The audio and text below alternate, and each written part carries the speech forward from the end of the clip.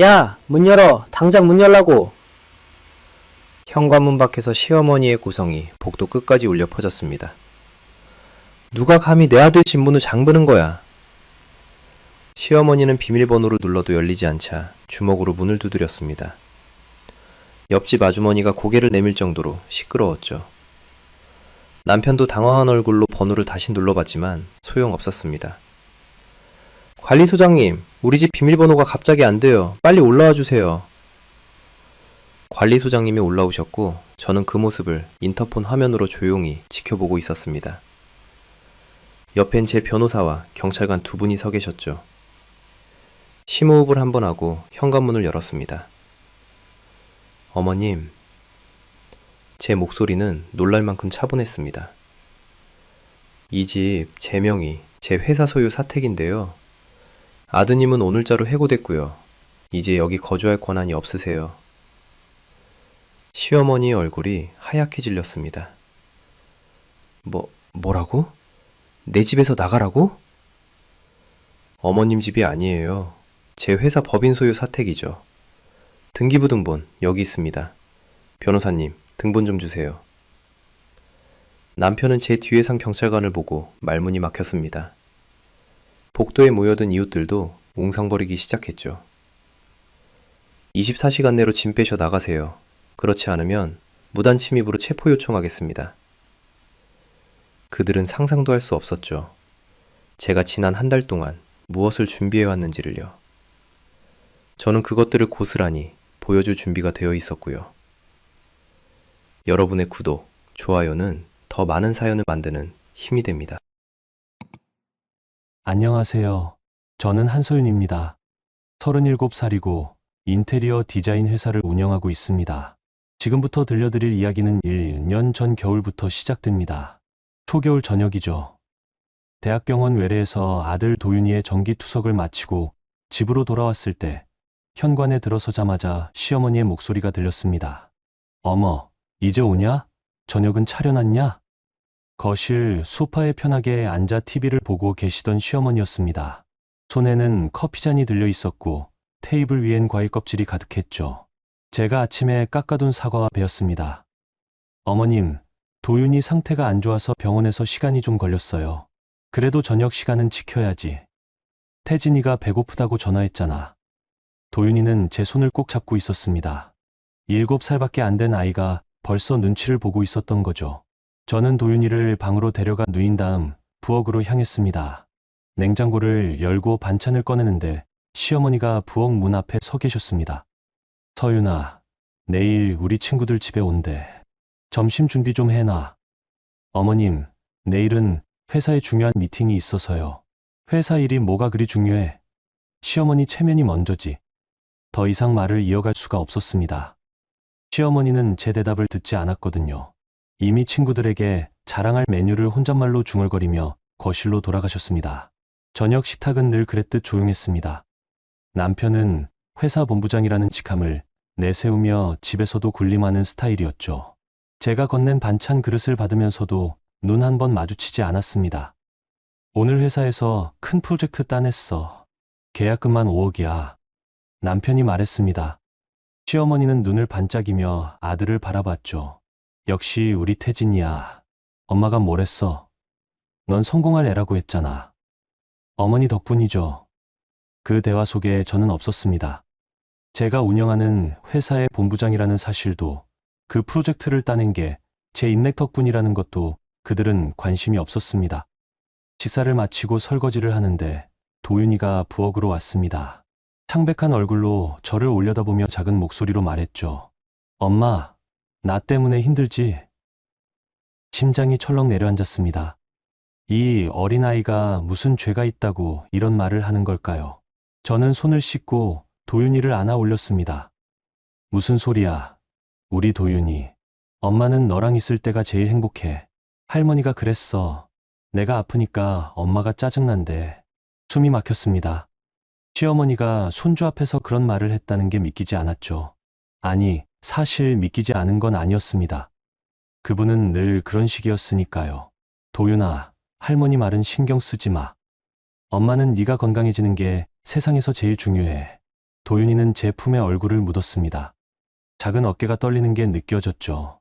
저는 그날 밤 아이를 재우고 나서 처음으로 이 집이 정말 내 집인지 의문이 들었습니다. 며칠 뒤였습니다. 회사에서 돌아오니 거실에 낯선 여자들이 모여 있었습니다.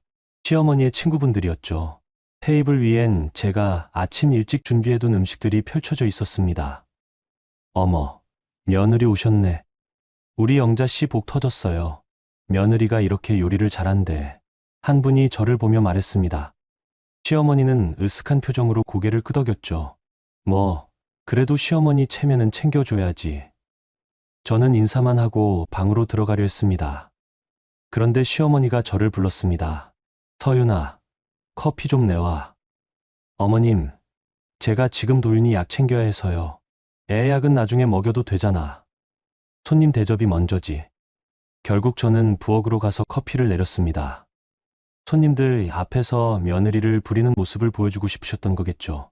커피를 나르는 동안에도 시어머니는 친구들에게 자랑을 늘어놓고 계셨습니다. 우리 태진이가 회사에서 대단한 사람이에요. 본부장이라고요. 어머, 그럼 이 집도 아드님이 장만하신 거예요? 당연하죠. 우리 아들이 능력 좋아서 이런 아파트도 쉽게 샀어요. 저는 커피잔을 내려놓으며 그 대화를 들었습니다. 이 집은 제 회사 소유 사택이었습니다. 결혼하면서 남편에게 주거복지 차원에서 제공한 거였죠. 하지만 시어머니는 그 사실을 모르셨습니다. 아니, 알려고 하지 않으셨던 거겠죠. 그날 밤 남편이 늦게 들어왔습니다. 술 냄새가 진동했죠. 침대에 누우며 중얼거렸습니다. 내일 어머니 용돈 좀 드려. 저번 주에 드렸잖아요. 그게 벌써 다 떨어졌대. 친구들이랑 모임 많으시니까 그러시는 거야. 그 돈이 어디서 나오는지는 생각 안 하세요? 남편이 벌떡 일어나 저를 노려봤습니다. 뭐? 지금 어머니한테 돈 아깝다는 거야? 그런 게 아니라 도윤이 치료비도 만만치 않은데. 애 치료비는 보험 있잖아. 괜히 어머니 기분 상하게 하지 마. 더 이상 말하고 싶지 않았습니다. 남편은 등을 돌리고 누워버렸고 저는 어둠 속에서 천장을 바라봤습니다. 이 사람과 왜 결혼했을까? 그 질문이 머릿속을 맴돌았습니다. 처음엔 사랑이 있었습니다. 남편은 저를 존중하는 것처럼 보였고 제 일을 응원한다고 말했죠. 하지만 결혼 후 달라졌습니다. 제 능력을 자기 성공으로 포장하고 제 돈을 당연한 듯 쓰면서도 고마워할 줄 몰랐습니다. 다음 날 아침 도윤이를 병원에 데려가는 길이었습니다. 차 안에서 도윤이가 물었습니다. 엄마, 우리 언제 이사 가요? 왜? 여기 싫어? 아니, 그냥. 할머니랑 아빠가 맨날 엄마한테 화내니까. 7살 아이의 입에서 나온 말이었습니다. 저는 핸들을 꽉 쥐었습니다. 아이 앞에서 눈물을 보일 수 없어서 억지로 웃으며 대답했죠. 괜찮아, 도윤아. 엄마는 강하니까. 하지만 속으로는 알고 있었습니다. 이대로는 안 된다는 걸. 이 관계는 사랑이 아니라 착취였고 저는 그 착취의 중심에서 무너지고 있었습니다. 병원에서 돌아온 저녁 현관문을 열자마자 시어머니의 목소리가 들렸습니다. 서윤아, 청소 좀 다시 해. 구석구석 먼지 있더라. 저는 대답하지 않았습니다. 도윤이를 방에 눕히고 부엌으로 가서 물을 한 잔 마셨습니다. 손이 떨렸습니다. 분노 때문인지 슬픔 때문인지 알 수 없었죠. 그날 밤 저는 처음으로 생각했습니다.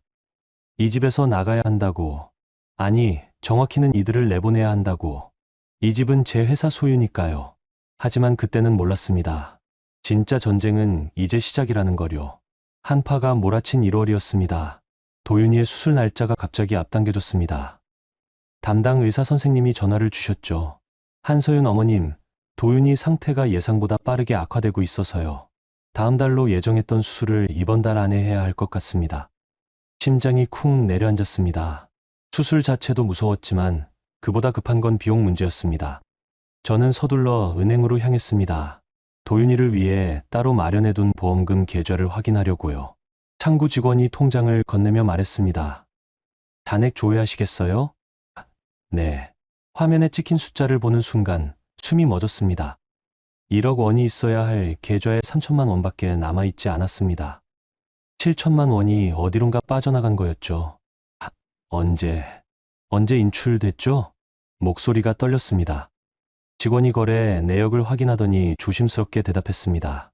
지난달 20일과 25일 두 차례에 걸쳐 인출되셨네요. 제가요? 제가 인출했다고요? 네, 본인 확인 절차를 거쳐 인출하신 기록이 있습니다. 불가능한 일이었습니다. 저는 그날 회사에 있었으니까요. 그런데 누군가 제 이름으로 돈을 찾아간 겁니다. 저는 떨리는 손으로 휴대폰을 꺼내 은행 앱에 접속했습니다. 거래 내역을 자세히 살펴보니 인출 지점이 집 근처 은행 지점이었습니다. 집으로 돌아오는 내내 머릿속이 복잡했습니다. 제 신분증과 통장, 도장을 가지고 있는 사람은 한 명밖에 없었습니다. 현관문을 열고 들어서자 시어머니가 거실 소파에 앉아 TV를 보고 계셨습니다. 어머님, 제 목소리는 생각보다 차가웠습니다. 시어머니가 고개를 돌려 저를 봤죠. 왜? 무슨 일 있어? 도윤이 보험금 계좌 아세요? 순간 시어머니의 표정이 굳었습니다. 그 미세한 변화를 놓치지 않았습니다. 그게 왜? 1억 원 중에 7천만 원이 없어졌어요. 어머님이 인출하셨죠? 시어머니가 벌떡 일어났습니다. 뭐? 지금 나한테 도둑질했다는 거야? 아니요. 사실을 확인하는 거예요. 은행 기록에 다 나와 있어요. 그래, 내가 좀 썼어. 그게 뭐 어때서? 손주 돈도 결국 집안 돈 아니야? 믿을 수 없었습니다. 아들의 생명이 걸린 돈을 쓰고도 이렇게 당당할 수 있다니요. 그 돈으로 뭐 하셨어요? 그건 네가 알바 아니야. 어른 일에 참견하지 마. 도윤이가 다음 주에 수술 들어가야 하는데 돈이 모자라요. 제 목소리가 커졌습니다. 그때 현관문이 열리며 남편이 들어왔습니다. 상황을 파악한 남편이 제 쪽으로 다가왔죠. 무슨 일이야? 왜 소리를 질러? 당신 어머니가 도윤이 수술비를 썼어요. 7천만 원이나. 남편의 얼굴이 잠깐 일그러졌습니다. 그러더니 한숨을 쉬며 말했죠. 어머니, 그러시면 안 되죠. 태진아, 나 급한 일이 있었어. 곧 갚을 거야.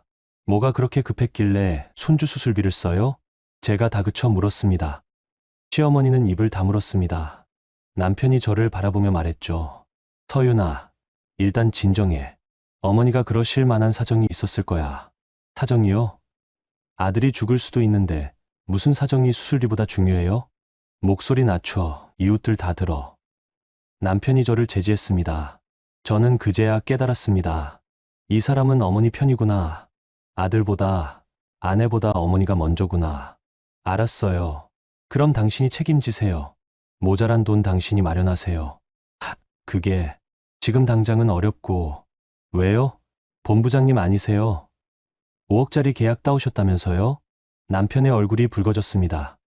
제 말이 핵심을 찌른 거였죠. 사실 그 계약도 제 인맥으로 성사된 건데 마치 본인 능력인 양 떠벌리고 다녔으니까요. 그건 회사 일이고 지금은 개인적인 문제잖아. 그럼 개인적으로 해결하세요. 어머니가 쓴 돈 당신이 메우든지. 저는 더 이상 말하고 싶지 않아서 도윤이 방으로 들어갔습니다. 문을 닫는데 밖에서 시어머니의 목소리가 들렸습니다. 저것 봐, 태진아. 며느리가 시어머니한테 대드는 게 말이 돼? 내가 뭘 잘못했다고 저래? 답답했습니다. 잘못을 인정하기는커녕 오히려 저를 나쁜 사람으로 만들고 있었으니까요. 도윤이는 침대에 누워 저를 바라보고 있었습니다. 엄마, 괜찮아? 응, 괜찮아. 거짓말이었습니다. 전혀 괜찮지 않았죠. 하지만 아이 앞에서 무너질 순 없었습니다. 며칠 뒤 저는 시어머니가 그 돈을 어디에 썼는지 알게 됐습니다. 우연히 서랍 속에서 도박장 출입 영수증을 발견한 겁니다. 불법 도박장에서 발행한 임시 증서 같은 거였죠. 손이 부들부들 떨렸습니다. 손주의 생명이 걸린 돈을 도박에 탕진한 겁니다. 그것도 불법 도박장에서요. 저는 그 영수증을 들고 거실로 나갔습니다.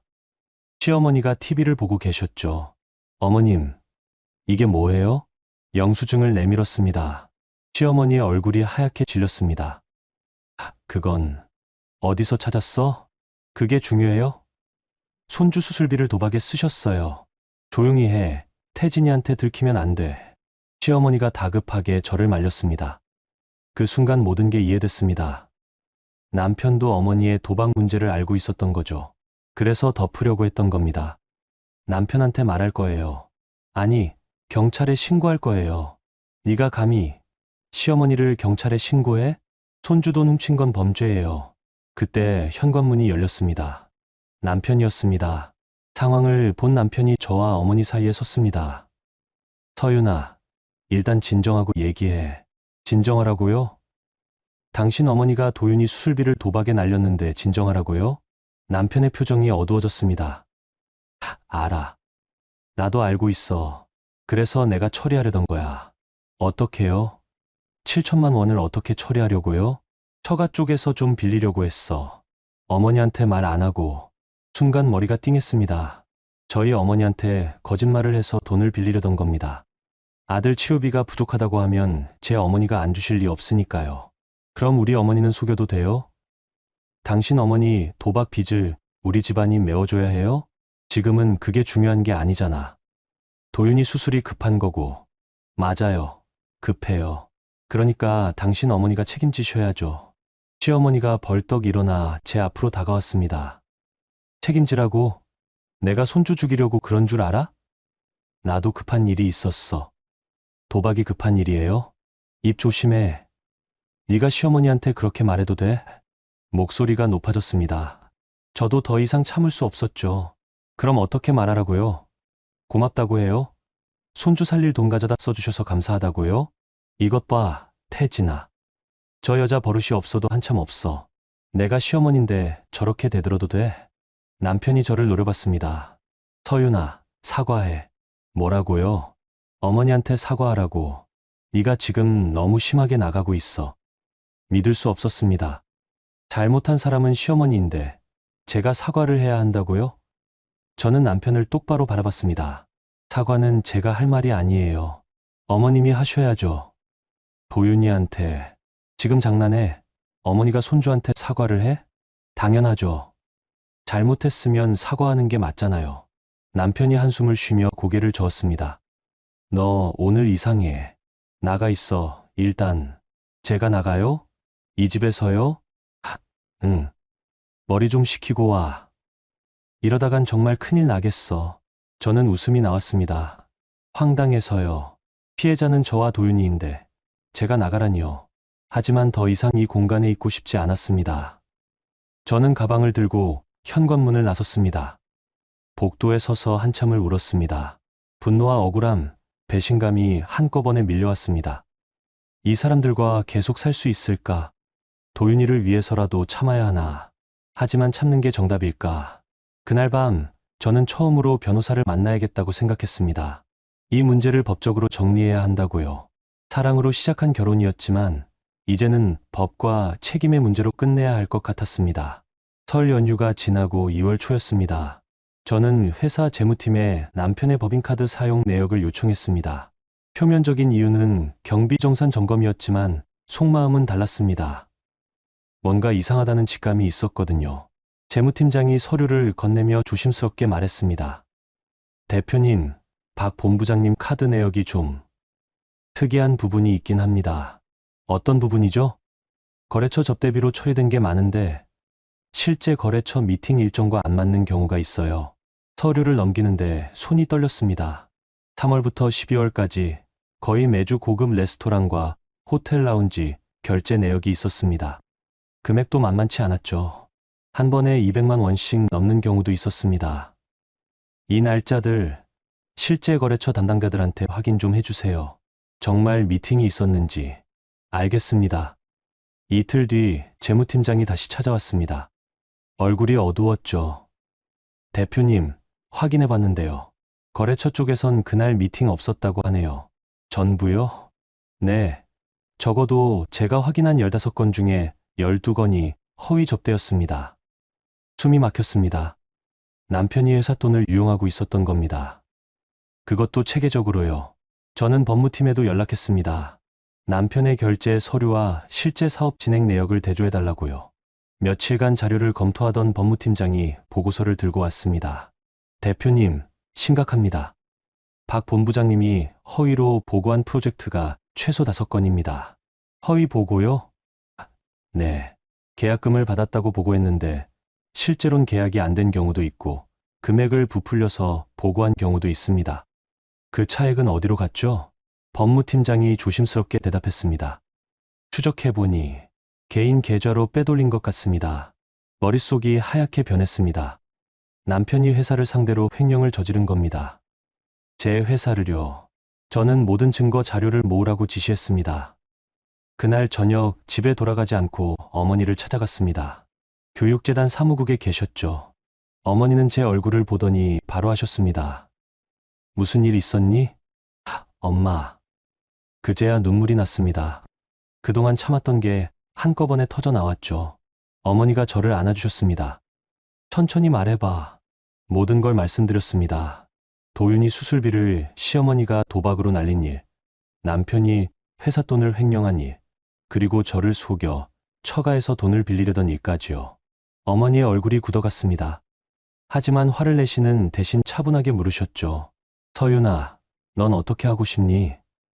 잘 모르겠어요. 도윤이 때문에라도 참아야 하나 싶기도 하고. 아니야. 참는 게 능사가 아니야. 도윤이를 위해서라도 제대로 정리해야 해. 어머니가 제 손을 꼭 잡으셨습니다. 엄마가 변호사 소개해 줄게. 제대로 된 사람으로. 일단 법적으로 정리할 건 정리하자. 그날 밤 어머니 집에서 묵으며 처음으로 마음을 정했습니다. 이제 뒤로 물러설 수 없다고요. 다음 날 저는 이 처가 쪽에 손을 뻗쳤다는 증거를 찾기 시작했습니다. 어머니 말씀으로는 지난달에 남편이 전화를 했었다고 하셨거든요. 급한 사업 자금이 필요하다면서요. 교육재단 회계팀에 문의했더니 남편이 사업 제안서를 보내왔던 기록이 있었습니다. 내용인즉슨 새로운 프로젝트를 위해 긴급 자금이 필요하다는 거였죠. 금액은 5천만 원이었습니다. 저는 그 제안서와 회사 내부 자료를 대조해봤습니다. 남편이 말한 프로젝트는 존재하지도 않았습니다. 완전히 꾸며낸 이야기였던 거죠. 어머니의 도박 빚을 갚으려고 처가에서 돈을 뜯어내려던 겁니다. 손이 떨렸습니다. 분노 때문인지 배신감 때문인지 알 수 없었습니다. 이 사람이 정말 저를 사랑한 적이 있었을까? 아니면 처음부터 제 돈과 배경만 노렸던 걸까? 저는 모든 자료를 파일로 정리했습니다. 법인카드 내역, 허위 결제 서류, 횡령 증거, 처가 사기 시도 기록까지요. 하나하나 쌓아가는 동안 마음이 점점 차가워졌습니다. 집에 돌아간 건 그로부터 사흘 뒤였습니다. 남편은 소파에 앉아 TV를 보고 있었고 시어머니는 부엌에서 뭔가를 드시고 계셨습니다. 평범한 저녁 풍경이었죠. 하지만 저는 이제 그들을 다른 눈으로 봤습니다. 어디 갔었어? 연락도 안 하고. 남편이 물었습니다. 저는 가방을 내려놓으며 대답했습니다. 회사 일 있었어요. 요즘 회사 일이 뭐가 그리 바빠? 집도 제대로 안 들어오고. 급한 일이 있었으니까요. 더 이상 말하고 싶지 않았습니다. 어차피 곧 다 드러날 테니까요. 저는 도윤이 방으로 갔습니다. 아이는 침대에 누워 책을 보고 있었죠. 엄마, 어디 갔었어? 응, 일 때문에. 우리 도윤이 엄마 안 보고 싶었어? 응, 많이. 도윤이를 안아주며 생각했습니다. 이 아이를 위해서라도 제대로 싸워야겠다고. 그동안 참고 넘긴 건 도윤이 때문이었지만 이제는 도윤이를 위해 싸워야 할 때라고요. 며칠 뒤 어머니가 소개해 주신 변호사를 만났습니다. 윤기현 변호사님이었죠. 차분하고 신중한 분이셨습니다. 한 대표님, 자료 잘 봤습니다. 횡령 혐의는 충분히 입증 가능합니다. 이혼도 같이 진행하고 싶은데요. 물론입니다. 배우자의 횡령은 이혼 사유가 되니까요. 그런데 윤 변호사님이 잠시 말을 멈추셨습니다. 재산 분할이 복잡할 수 있습니다. 특히 거주하시는 아파트 문제가 있을 텐데요. 그 집은 제 회사 소유 사택이에요. 아, 그렇군요. 그럼 훨씬 간단하겠네요. 윤 변호사님이 미소를 지으셨습니다. 한 대표님, 준비가 잘 되어 있으시네요. 이 정도면 충분히 승소할 수 있습니다. 그날 저는 처음으로 희망을 봤습니다. 무너진 줄만 알았던 제 삶이 다시 세워질 수 있다는 희망을요. 집으로 돌아오는 길, 차 안에서 생각했습니다. 남편과 시어머니는 아직 모를 겁니다. 제가 무엇을 준비하고 있는지, 제가 얼마나 많은 증거를 쥐고 있는지. 그들은 여전히 저를 만만하게 볼 테죠. 하지만 곧 알게 될 겁니다. 제가 더 이상 참고 넘기는 사람이 아니라는 걸. 그리고 잘못을 저지른 사람은 반드시 대가를 치러야 한다는 거요. 그날 밤 저는 서류 더미 앞에 앉아 마지막 점검을 했습니다. 빠진 게 없는지, 보완할 게 없는지 꼼꼼히 확인했죠. 이건 단순한 이혼이 아니었습니다. 제 삶을 되찾는 전쟁이었으니까요. 3월 초순이었습니다. 봄이 오고 있었지만 집 안 공기는 여전히 차가웠습니다. 도윤이의 상태가 갑자기 악화됐습니다. 담당 의사 선생님이 응급으로 연락을 주셨죠. 한소윤 보호자님, 지금 당장 병원으로 오셔야 할 것 같습니다.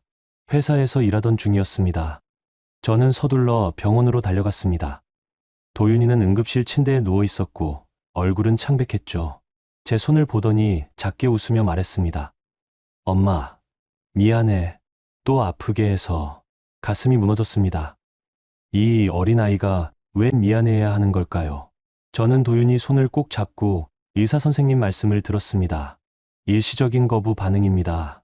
며칠 입원하면서 지켜봐야 할 것 같아요. 그날 밤 저는 응급실 의자에서 도윤이를 지켰습니다. 남편한테 전화했지만 받지 않았습니다. 시어머니한테도 문자를 보냈지만 답이 없었죠. 결국 혼자였습니다.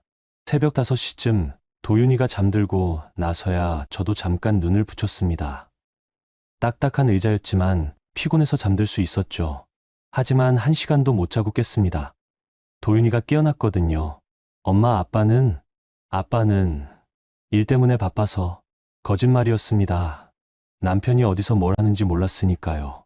하지만 도윤이한테 진실을 말할 순 없었습니다. 다음 날 아침 도윤이 상태가 안정되어 일반 병실로 옮겼습니다. 저는 집에 가서 옷을 갈아입고 다시 병원으로 가려던 참이었습니다. 현관문을 열고 들어서는데 시어머니가 거실에 앉아 계셨습니다. 어머, 이제 오냐? 피곤한 목소리였지만 걱정은 전혀 묻어나지 않았습니다. 저는 대답하지 않고 방으로 향했습니다. 그런데 시어머니가 따라오셨습니다. 도윤이는 어떻게 됐어? 입원했어요. 그래? 그럼 넌 집에서 좀 쉬어. 어제 병원에서 잤다며? 네. 그래서 옷만 갈아입고 다시 가려고요. 에이, 그럴 것 없어. 간호사들이 다 봐주는데 뭐. 시어머니의 말에 순간 화가 치밀었습니다. 손주가 아파서 입원했는데 간호사한테 맡기라니요. 하지만 저는 참았습니다. 더 이상 이 사람과 싸우고 싶지 않았거든요. 옷을 갈아입고 나오는데 남편이 들어왔습니다. 전날 밤 어디 있었는지 옷이 구겨져 있었습니다. 왔어? 남편이 저를 보며 대수롭지 않게 말했습니다. 저는 가방을 들고 현관으로 향했죠. 어디가? 병원이요. 지금? 어제 밤새 있었잖아. 좀 쉬었다 가지. 아들이 아픈데 어떻게 쉬어요? 남편의 얼굴이 굳었습니다. 왜 그렇게 예민해? 요즘 너 이상해. 이상한 건 당신이에요. 아들이 응급실 갔는데 전화도 안 받고 어디서 뭐 한 거예요? 일 때문에 바빴어. 거래처 사람들이랑 늦게까지 있었다고. 거짓말이라는 걸 알았습니다. 법인카드 내역을 봤으니까요. 어제 밤에도 남편은 고급 호텔바에서 누군가와 만났을 겁니다. 거래처가 아닌 다른 사람과요. 그래요. 바쁘셨겠죠. 저는 더 이상 말하지 않고 집을 나섰습니다. 엘리베이터를 타고 내려오는데 눈물이 났습니다. 분노와 슬픔, 허탈함이 뒤섞여 있었죠. 병원에 도착해서 도윤이를 보니 조금 나아 보였습니다. 의사 선생님 말씀으로는 일주일 정도 입원하면 퇴원할 수 있다고 하셨죠. 저는 안도의 한숨을 쉬었습니다. 그날 저녁 병실에서 도윤이와 함께 저녁을 먹는데 남편이 찾아왔습니다. 손에는 과일 바구니를 들고 있었죠. 도윤아, 아빠 왔다. 도윤이는 아빠를 보고도 별로 반가워하지 않았습니다.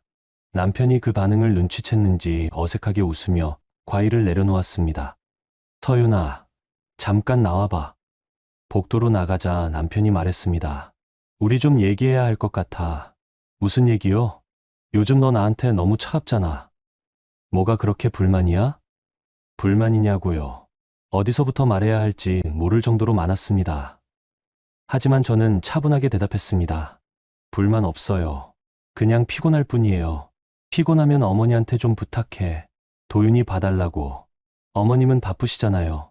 뭐가 바빠? 집에서 TV만 보시는데. 남편의 말에 웃음이 나왔습니다. 본인 어머니가 손주 돈을 도박으로 날린 것도 모르면서 손주 병문안도 제대로 안 오시는 걸 모르면서 이런 말을 하다니요. 당신은 어머니가 뭘 하시는지 정말 몰라요? 무슨 소리야? 아무것도 아니에요. 더 이상 말하고 싶지 않았습니다. 어차피 곧 다 드러날 테니까요. 남편은 뭔가 더 말하려다가 그냥 돌아섰습니다. 일주일 뒤 도윤이가 퇴원했습니다. 집으로 돌아오는 길, 도윤이가 물었습니다. 엄마, 우리 언제 이사 가요? 왜? 여기 싫어? 응. 할머니 무서워. 가슴이 찢어지는 것 같았습니다. 7살 아이가 할머니를 무서워한다니요. 저는 도윤이를 안아주며 말했습니다. 곧 이사 갈 거야. 엄마가 준비하고 있어. 정말? 응, 정말이야. 엄마 말 믿지? 도윤이가 고개를 끄덕였습니다. 저는 그날 밤 마음을 굳혔습니다. 더 이상 미룰 수 없다고요. 다음 날 시어머니가 또 도윤이 앞에서 상처 주는 말을 했습니다. 도윤아, 네가 아프니까 엄마가 힘들어하잖아. 빨리 나아야지. 도윤이는 아무 말도 하지 않았습니다. 저는 시어머니를 거실로 불렀습니다. 어머님, 도윤이 앞에서 그런 말 하지 마세요. 뭐? 내가 뭐라고 했는데? 아이가 아픈 게 엄마 탓이라는 식으로 말씀하셨잖아요. 그게 뭐 어때서? 사실이잖아. 참을 수 없었습니다. 저는 처음으로 목소리를 높였습니다. 어머님, 도윤이는 아무 잘못 없어요. 그런 말 들을 이유도 없고요. 뭐야? 지금 나한테 소리 지르는 거야? 네, 소리 지르는 거예요. 손주한테 상처 주는 말 그만하시라고요. 시어머니가 벌떡 일어났습니다. 이것 봐, 며느리가 시어머니한테 대드는 게 말이 돼? 태진아. 남편이 서재에서 나왔습니다. 상황을 보더니 저를 노려봤죠. 서윤아, 지금 뭐 하는 거야? 당신 어머니가 도윤이한테 상처 주는 말을 계속해요. 그래도 어머니신데 그렇게 소리를 질러? 그럼 어떻게 해요? 계속 참아요? 남편이 한숨을 쉬며 말했습니다. 솔직히 말할게. 우리 이혼하는 게 낫겠어. 순간 숨이 멎었습니다. 남편이 먼저 이혼을 들먹인 겁니다. 뭐라고요? 너도 이 생활 힘들잖아. 나도 너 눈치 보기 싫고 그냥 깔끔하게 정리하자. 시어머니가 끼어들었습니다. 그래, 태진아. 그게 나을 것 같다. 저 여자랑은 안 맞아. 저는 두 사람을 번갈아 봤습니다. 이게 현실인가 싶었죠. 제가 피해자인데 제가 쫓겨나야 하는 건가요? 좋아요. 이혼합시다. 제 목소리는 놀랍도록 차분했습니다. 남편이 당황한 표정을 지었죠. 뭐? 진짜로? 네, 진짜로요. 변호사 통해서 연락하겠습니다. 그날 저는 짐을 싸서 집을 나왔습니다. 도윤이를 데리고요. 시어머니와 남편은 제가 금방 돌아올 거라고 생각했을 겁니다. 하지만 저는 돌아가지 않았습니다. 어머니 집에 짐을 풀며 생각했습니다. 드디어 시작이구나. 진짜 전쟁이 이제부터구나. 그리고 저는 이 전쟁에서 질 생각이 전혀 없었습니다. 4월 중순 벚꽃이 만개한 날이었습니다. 저는 윤기현 변호사님 사무실에 앉아 있었습니다. 책상 위엔 지난 몇 주간 모은 증거 자료들이 쌓여 있었죠. 한 대표님, 준비가 완벽합니다. 이혼 소송, 횡령 고발, 손해배상 청구를 동시에 진행하겠습니다. 윤 변호사님의 말에 고개를 끄덕였습니다. 가슴이 두근거렸습니다. 떨림이 아니라 기대였죠. 드디어 제대로 된 싸움을 시작할 수 있다는 기대. 잠실 아파트 문제는 어떻게 되나요? 그게 가장 중요한 부분입니다. 확인해보니 그 아파트는 대표님 회사 법인 소유로 등록되어 있고 박태진 씨에게는 사택으로 제공된 겁니다. 그럼 이혼하면 당연히 퇴거 대상입니다. 회사 직원이 아니게 되면 사택 거주 권한이 사라지니까요. 윤 변호사님이 서류를 넘기며 설명을 이어갔습니다. 게다가 횡령이 확정되면 즉시 해고 사유가 됩니다. 그럼 같은 날 이혼 확정과 동시에 퇴거 명령을 내릴 수 있습니다. 완벽했습니다. 남편과 시어머니는 아직 모를 겁니다. 그 집이 제 회사 소유라는 걸. 본인들 집인 줄 알고 있을 테니까요. 도윤이 보험금 거는요? 그것도 충분히 입증 가능합니다. 인출 기록이 명확하고 시어머니가 도박장에서 쓴 흔적도 있으니까요. 절도와 손해배상 청구 들어갑니다. 시어머니를 고소하는 게 맞을까요? 제가 조심스럽게 물었습니다. 윤 변호사님이 저를 똑바로 봤습니다. 대표님, 피해자는 대표님과 도윤이입니다. 가해자가 누구든 법적 책임을 물어야 합니다. 그 말이 맞았습니다. 더 이상 관계 때문에 망설일 이유가 없었죠. 알겠습니다. 진행해 주세요. 며칠 뒤 제 어머니 한정숙 씨가 찾아오셨습니다. 교육재단 일로 바쁘신데도 시간을 내주셨죠. 서윤아, 잘 생각했다. 엄마는 내 편이야. 어머니가 제 손을 잡아주셨습니다. 그동안 말씀 안 하셨지만 많이 걱정하셨을 겁니다. 딸이 고생하는 걸 보면서도 손주 걱정 때문에 직접 나서지 못하셨던 거죠.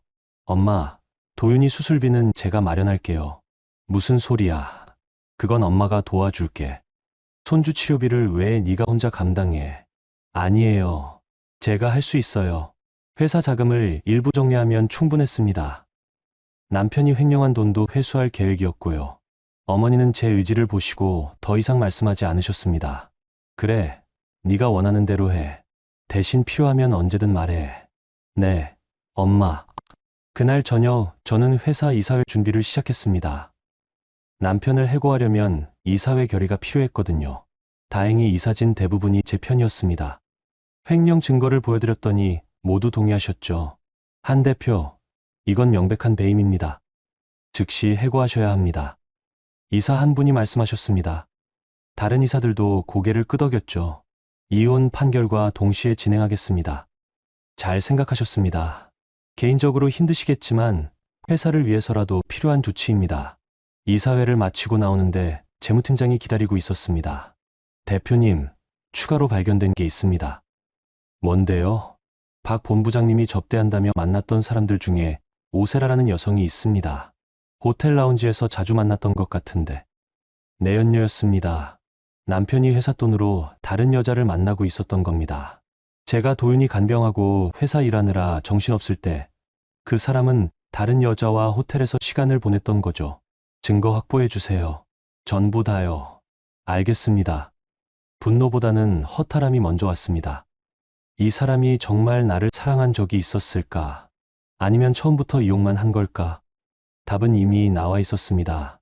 며칠 뒤 남편한테서 전화가 왔습니다. 서윤아, 우리 얘기 좀 하자. 변호사 통해서 얘기하세요. 왜 이러는 거야?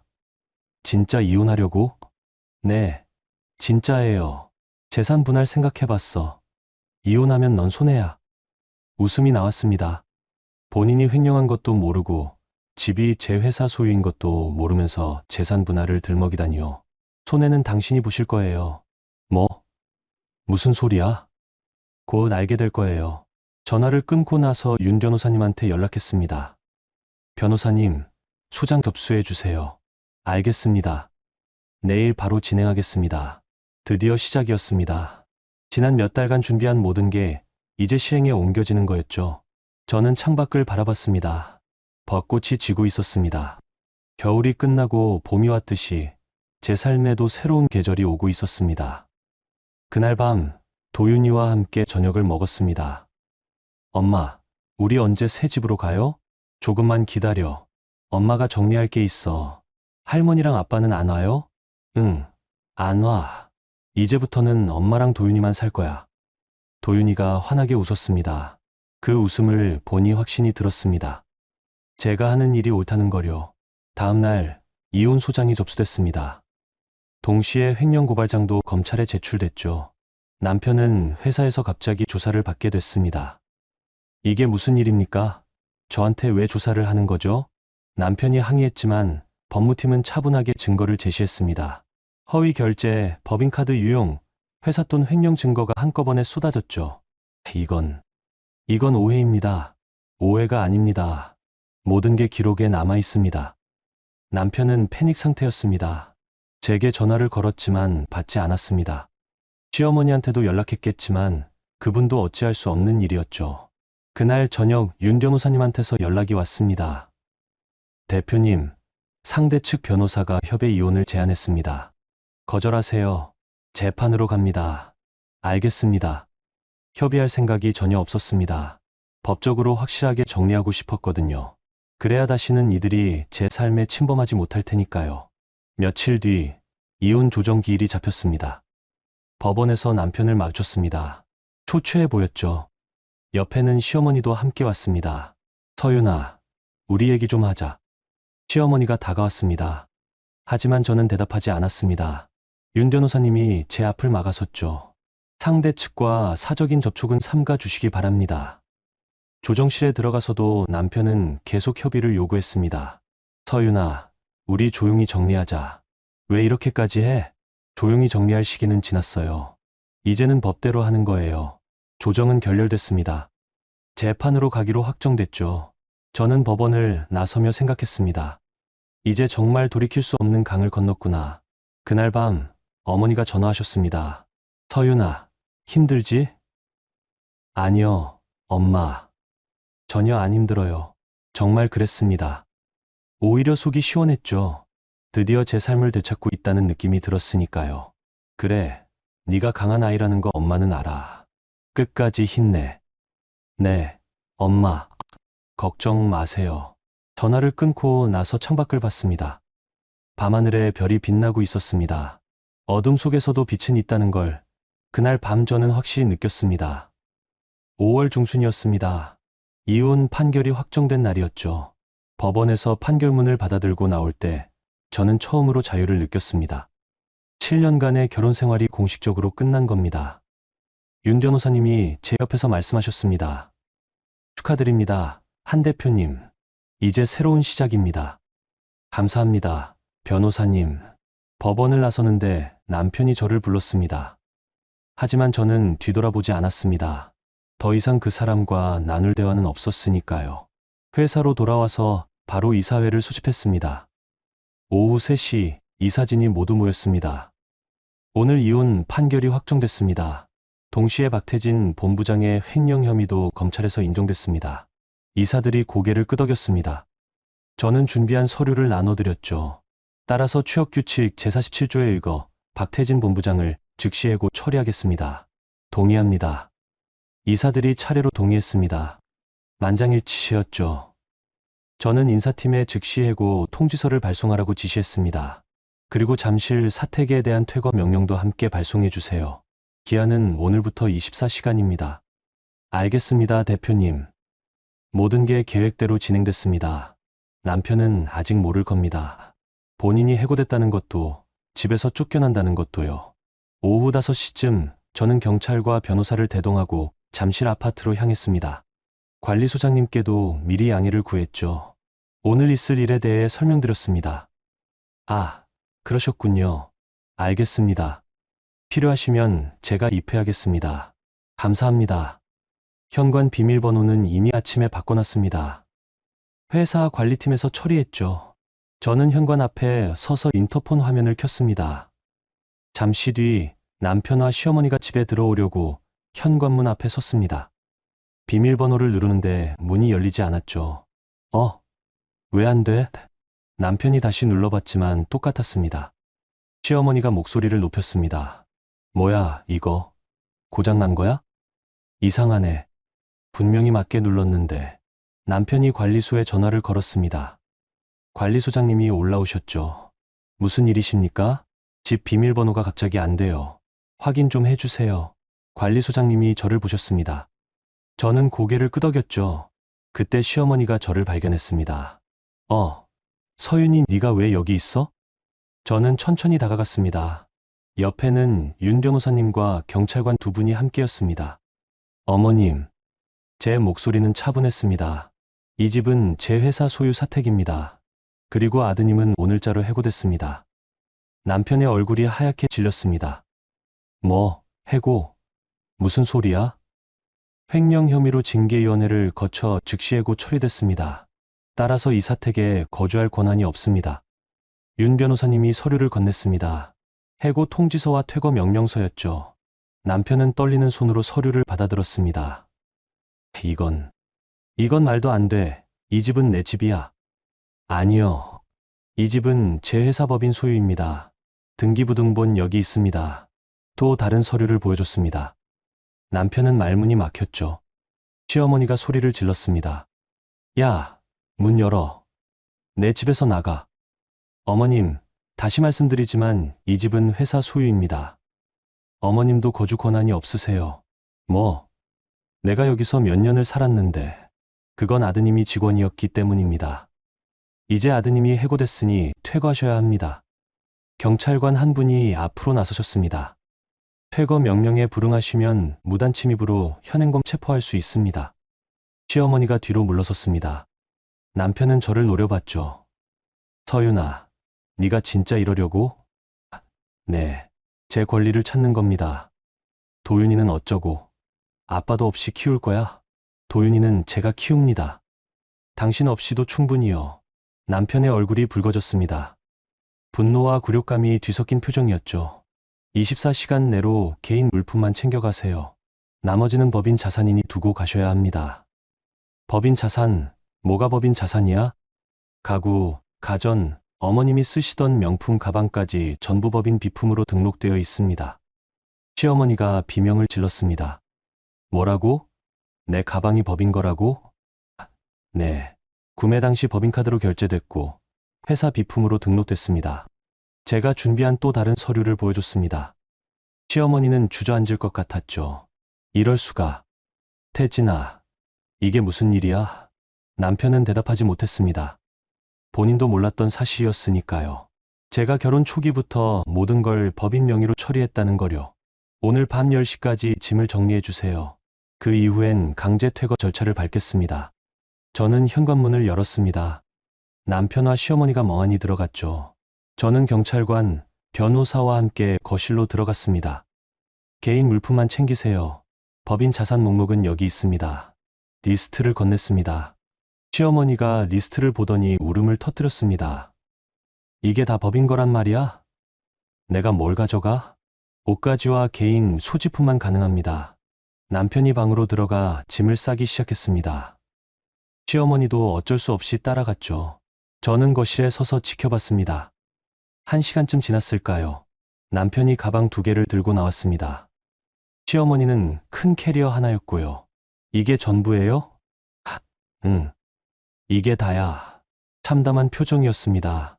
이 집에서 몇 년을 살았지만 가져갈 수 있는 건 이게 전부였던 겁니다. 그럼 나가주세요. 남편이 마지막으로 저를 봤습니다. 서윤아, 넌 너무 차가워. 차가운 게 아니에요. 제 몫을 찾는 거예요. 시어머니가 소리쳤습니다. 이 집이 내 거라고? 우리 태진이가 번 돈으로 산 집인데. 아니요. 처음부터 제 회사 돈으로 마련한 사택입니다. 착각하지 마세요. 두 사람은 할 말을 잃었습니다. 저는 현관문을 열어줬죠. 나가주세요. 남편이 캐리어를 끌고 나갔습니다. 시어머니도 뒤따랐죠. 현관문이 닫히는 순간 저는 처음으로 이 집이 제 집이라는 느낌을 받았습니다. 윤 변호사님이 말씀하셨습니다. 잘 처리하셨습니다, 대표님. 감사합니다. 경찰관들도 인사를 하고 나가셨습니다. 저는 혼자 거실에 섰습니다. 텅 빈 공간이었지만 처음으로 제대로 숨을 쉴 수 있었습니다. 그날 밤 도윤이를 데리고 이 집에 왔습니다. 엄마, 여기가 우리 새 집이야? 응. 이제부터는 엄마랑 도윤이만 살 거야. 할머니 안 와? 응, 안 와. 도윤이가 환하게 웃었습니다. 저도 웃었죠. 오랜만에 진심으로 웃는 것 같았습니다. 그날 밤 저는 창밖을 바라보며 생각했습니다. 드디어 제 삶을 되찾았구나. 그리고 이제부터가 진짜 시작이구나. 그로부터 3주가 지났습니다. 6월 초였죠. 저는 회사 사무실에서 검찰청 소환 통지를 확인하고 있었습니다. 남편이 횡령 및 배임 혐의로 정식 기소됐다는 내용이었습니다. 재무팀장이 최종 보고서를 가져왔습니다. 대표님, 확인 결과 총 횡령액이 3억 원을 넘습니다. 3억이요? 네.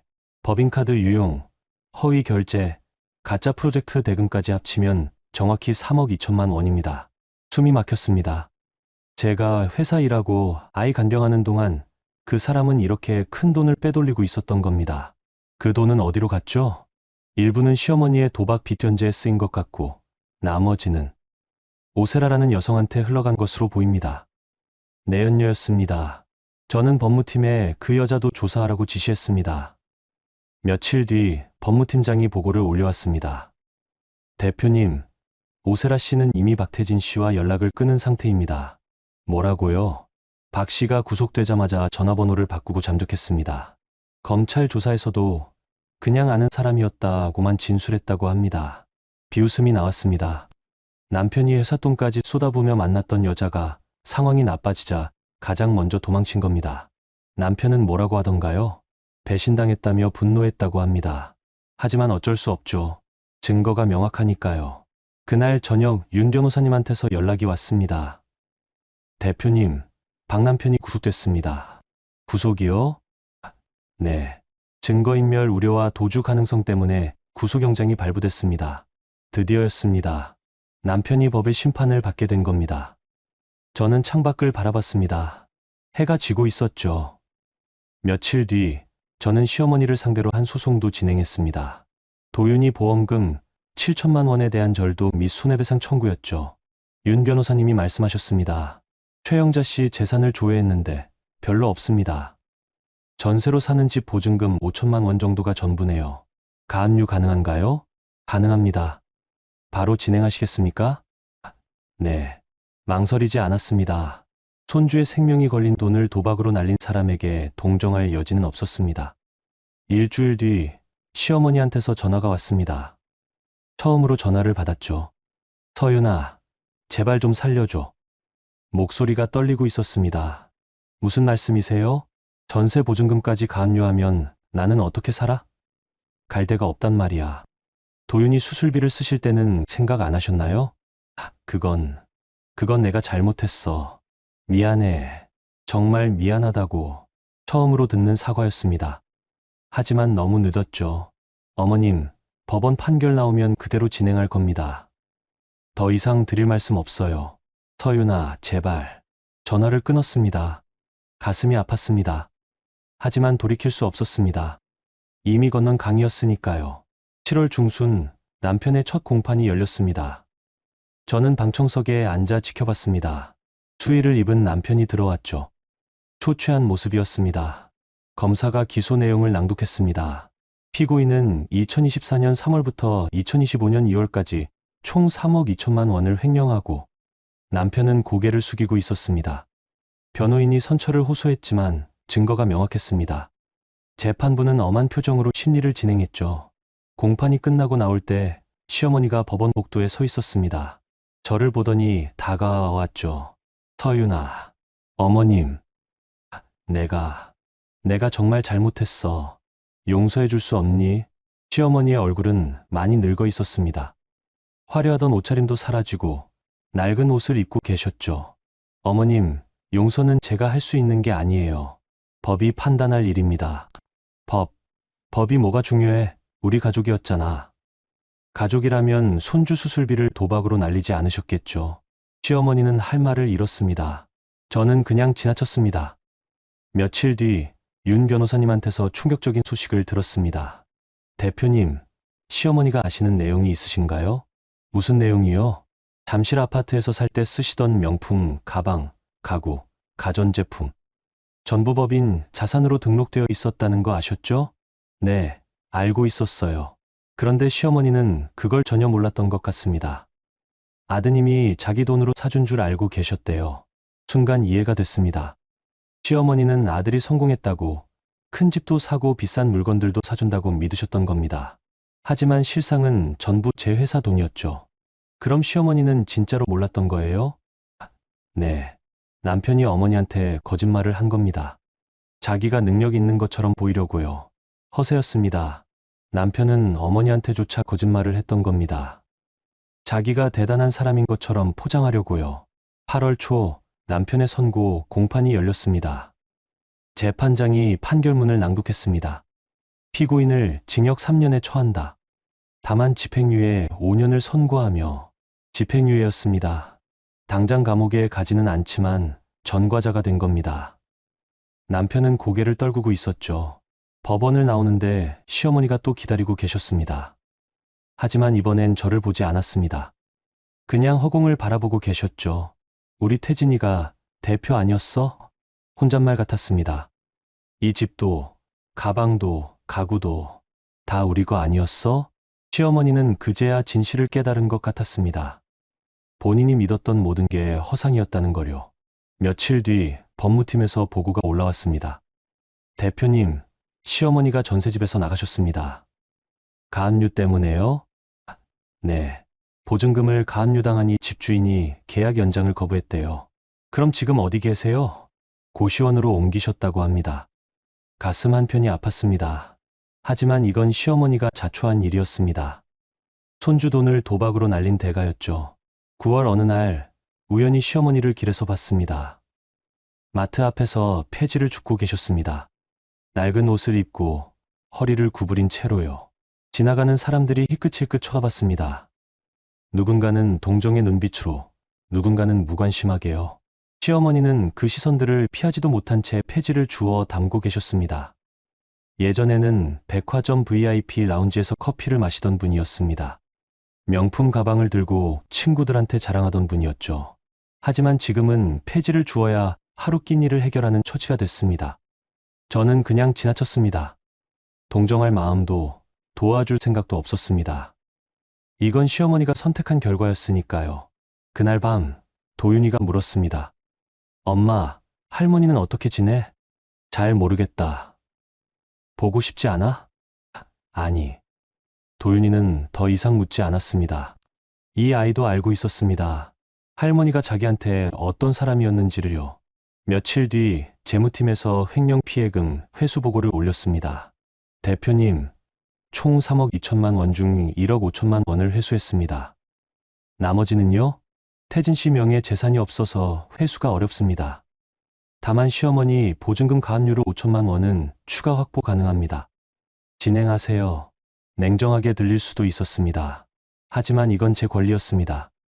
제 회사 돈을 돌려받는 거였죠. 10월이 되었습니다. 단풍이 드는 계절이었죠. 저는 회사 창문 밖을 바라보며 생각했습니다. 남편은 전과자가 되어 취직도 못하고 고시원을 전전하고 있습니다.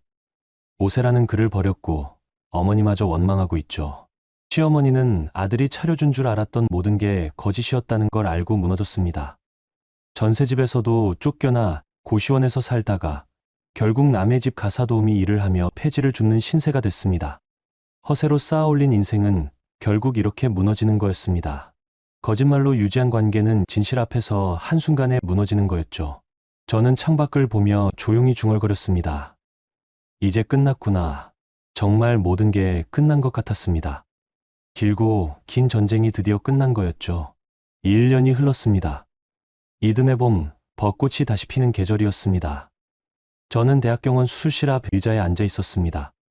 도윤이의 신장 이식 수술이 진행 중이었거든요. 어머니 한정숙 씨가 옆에 앉아 제 손을 잡아주셨습니다. 괜찮을 거야, 서윤아. 네, 엄마. 수술은 6시간째 계속되고 있었습니다. 담당 의사 선생님 말씀으로는 순조롭게 진행되고 있다고 하셨지만 마음은 불안했습니다. 그동안 많은 일이 있었습니다. 이혼 후 저는 회사 경영에 전념했고 도윤이 치료비도 차질 없이 마련했습니다. 남편이 횡령한 돈도 상당 부분 회수했고 시어머니한테서도 손해배상금을 받아냈죠. 하지만 가장 중요한 건 도윤이었습니다. 이 아이가 건강하게 자라는 것, 그게 제 삶의 전부였습니다. 수술실 불이 꺼졌습니다. 문이 열리며 의사 선생님이 나오셨죠. 보호자분 계시죠? 저는 벌떡 일어났습니다. 네, 저요. 의사 선생님이 미소를 지으셨습니다. 수술 잘 끝났습니다. 성공적이에요. 그 순간 다리에 힘이 풀렸습니다. 어머니가 저를 붙잡아 주셨죠. 눈물이 주르륵 흘러내렸습니다. 정말요? 정말 괜찮은 거예요? 네. 이식된 신장이 잘 작동하고 있습니다. 며칠 지켜봐야겠지만 큰 문제 없을 것 같아요. 감사합니다, 선생님. 정말 감사합니다. 저는 복도 벤치에 주저앉아 한참을 울었습니다. 지난 1년 동안 참았던 눈물이 한꺼번에 쏟아져 나왔습니다. 어머니가 제 등을 쓰다듬어 주셨죠. 다 지나갔어, 서윤아. 이제 좋은 일만 남았어. 네, 엄마. 회복실로 옮겨진 도윤이를 봤습니다. 마취에서 깨어나지 않은 상태였지만 얼굴은 평온해 보였습니다. 저는 도윤이 손을 잡고 속삭였습니다. 도윤아, 수술 잘 끝났어. 이제 건강해질 거야. 그날 밤 저는 병원 보호자 침대에서 도윤이를 지켰습니다. 새벽녘 도윤이가 눈을 떴습니다.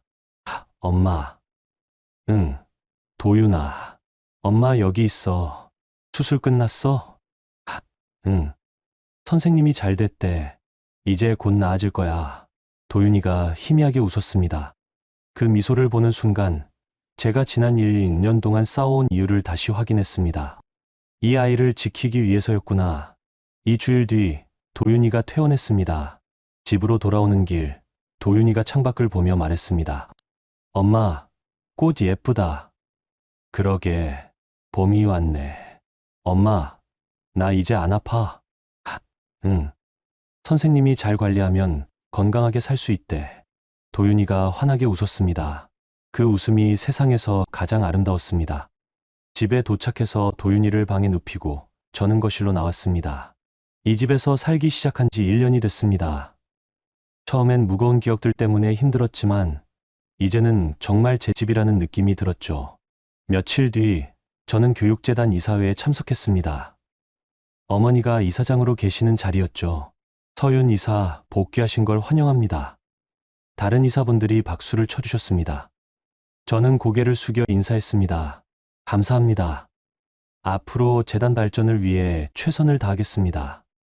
회의가 끝나고 어머니가 저를 불렀습니다. 서윤아, 이제 당당하게 살아도 돼. 내 배경을 숨길 필요 없어. 네, 엄마. 이제 알았어요. 예전에 저는 제 배경을 숨기고 싶어 했습니다. 남편이 저 자체를 사랑해주길 바랐으니까요. 하지만 이제는 달랐습니다. 제가 누구인지 어디서 왔는지 숨길 필요가 없었습니다.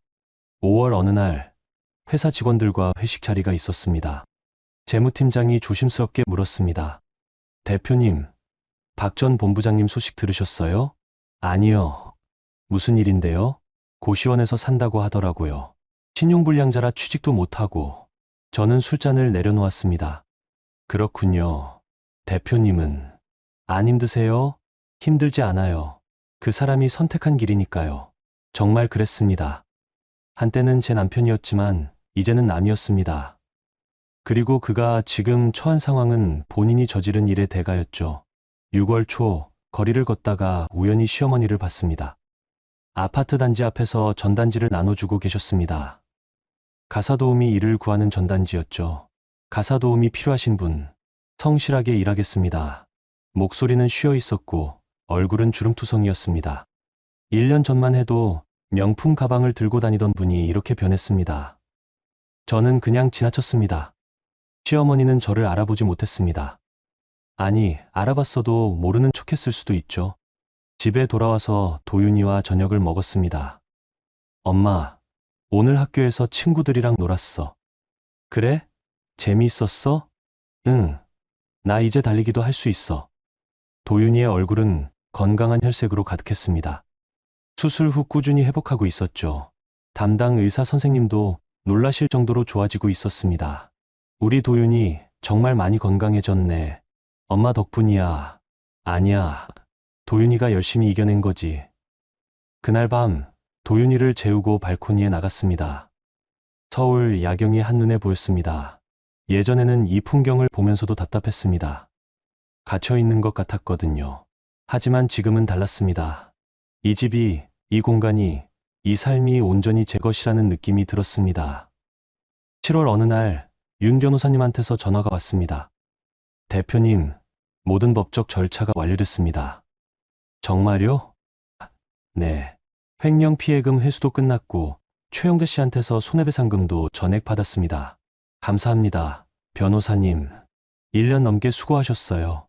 제 일이었습니다. 대표님, 이제 정말 새 출발하시는 겁니다.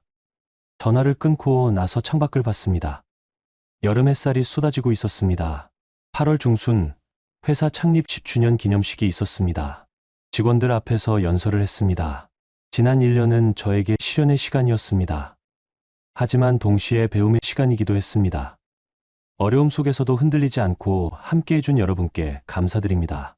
박수가 터져 나왔습니다. 저는 미소를 지으며 말을 이었습니다.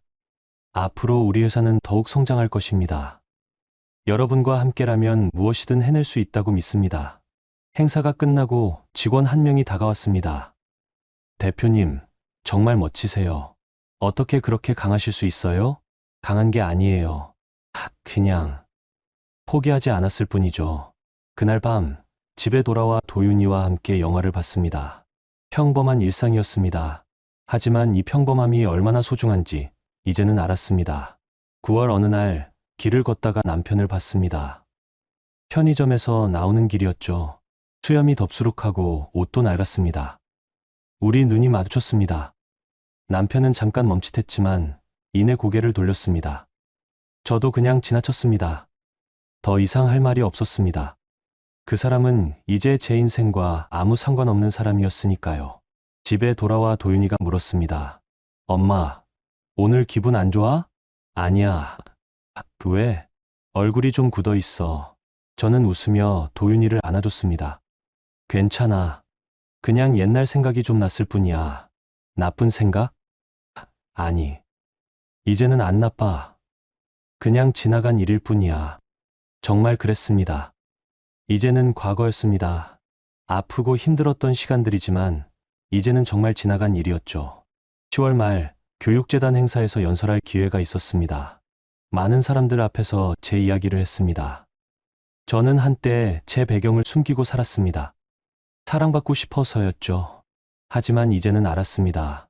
진정한 사랑은 숨기는 것에서 오는 게 아니라 온전한 나를 보여주는 것에서 온다는 거요. 청중들이 조용히 듣고 있었습니다. 어려움이 왔을 때 저는 무너질 수도 있었습니다. 하지만 포기하지 않았습니다. 제 아이를 위해서 그리고 저 자신을 위해서 싸웠습니다. 그 결과 저는 제 삶을 되찾았습니다. 박수가 터져 나왔습니다. 저는 미소를 지으며 무대를 내려왔습니다. 그날 밤 도윤이와 함께 발코니에 나갔습니다. 엄마, 별 예뻐. 그러게, 오늘 밤하늘 참 맑다. 엄마, 우리 행복하지? 응, 정말 행복해. 도윤이가 제 손을 꼭 잡았습니다. 저도 도윤이 손을 꼭 잡았죠. 이 순간이 영원했으면 좋겠다고 생각했습니다. 이 평화로운 순간, 이 따뜻한 순간이요. 11월 어느 날, 회사에서 큰 프로젝트를 따냈습니다. 정말 제 능력으로, 제 팀의 실력으로 따낸 성과였습니다. 직원들이 축하해줬습니다. 대표님, 축하드립니다. 다들 수고했어요. 여러분 덕분입니다. 그날 저녁, 혼자 사무실에 남아 창밖을 봤습니다. 서울 야경이 반짝이고 있었습니다. 1년 전, 저는 이 자리에서 눈물을 흘렸습니다. 남편의 배신, 시어머니의 모욕, 그리고 무너져가는 산 때문에요. 하지만 지금은 달랐습니다. 눈물 대신 미소가 나왔습니다. 저는 살아남았습니다. 아니, 살아남은 것을 넘어 다시 일어섰습니다. 남편은 지금 어디선가 고시원 방에서 혼자 있을 겁니다. 시어머니는 남의 집 설거지를 하거나 폐지를 줍고 있겠죠. 슬프지 않았습니다. 동정하지도 않았습니다. 그들은 본인이 뿌린 씨앗을 거두고 있을 뿐이었으니까요. 저는 가방을 챙겨 집으로 향했습니다. 도윤이가 기다리고 있을 겁니다. 제 아들이, 제 보물이요. 현관문을 열고 들어서니 도윤이가 뛰어왔습니다. 엄마, 우리 도윤이 오늘 어땠어? 좋았어. 학교에서 시험 100점 받았어. 정말 우리 도윤이 최고네. 도윤이를 안아 올렸습니다. 가벼웠습니다. 하지만 이 아이는 제 세상 전부였습니다. 그날 밤 도윤이를 재우고 침대에 누웠습니다. 천장을 바라보며 생각했습니다. 저는 제 집을 되찾았습니다. 하지만 더 중요한 건 제 삶을 되찾았다는 거였습니다. 더 이상 누구에게도 짓밟히지 않을 겁니다. 더 이상 누구의 그늘 아래 숨지 않을 겁니다. 이제부터는 당당하게